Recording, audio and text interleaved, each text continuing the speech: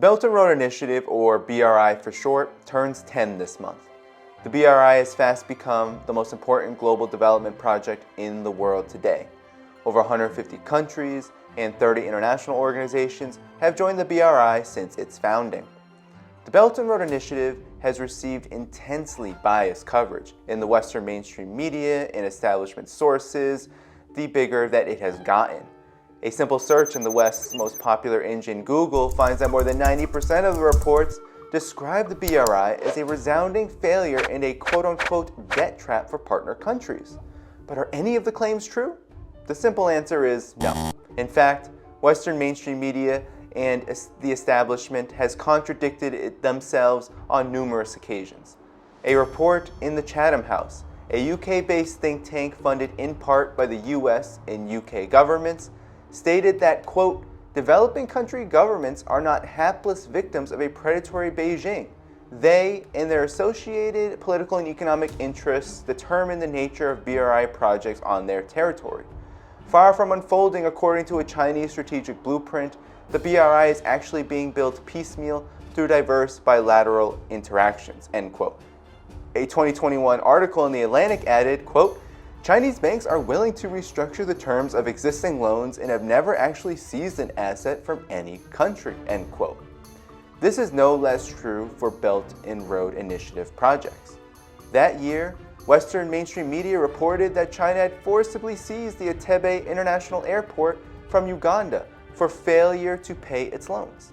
Not only did this not happen, but Western media outlets also conveniently left out that there was a 7-year grace period for the 20-year loan established in 2015, meaning that Uganda was not yet responsible for a single payment at the time of the report. The truth about the Belt and Road Initiative is thus far different from the sensational and fact-free accounts in the Western mainstream media. BRI projects have brought enormous gains to both China and partner countries alike. The key to the BRI is win-win cooperation and connectivity. Trade between China and BRI partner countries has more than doubled since its founding, with an average annual growth rate of 8% thanks to the rapid development of key infrastructure needed for economic growth. In Indonesia, for example, the Jakarta-Bandung high-speed rail has become fully operational this October and has cut the travel time between the two cities from 3 hours to just 40 minutes, thereby enhancing the livelihoods of the people and increasing people-to-people exchange opportunities. In Laos, the Sino-Laos Railway has launched in 2021, connecting the landlocked country with 10 of its neighbors and leading to a reduction in costs of key commodities such as rubber. Tourism is now booming, and local people have been able to raise their standard of living. There's a saying that imitation is the sincerest form of flattery.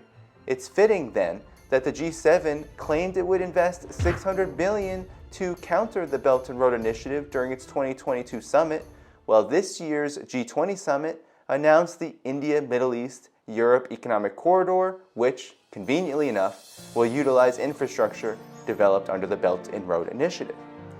The BRI was, however, never intending to counter any third party or country. Rather, it is part of China's larger process of building a multipolar world where countries share together in the fruits of development peacefully and democratically. Its successes cannot be understated, no matter how much the Western media attempts to smear them. Instead of attacking or competing with the Belt and Road Initiative, the West would be better off learning from it, as its own struggles with problems of aging infrastructure, a declining standard of living, environmental breakdown, and a destructive foreign policy grow larger. This year's Belt and Road Forum provides an opportunity to do just that.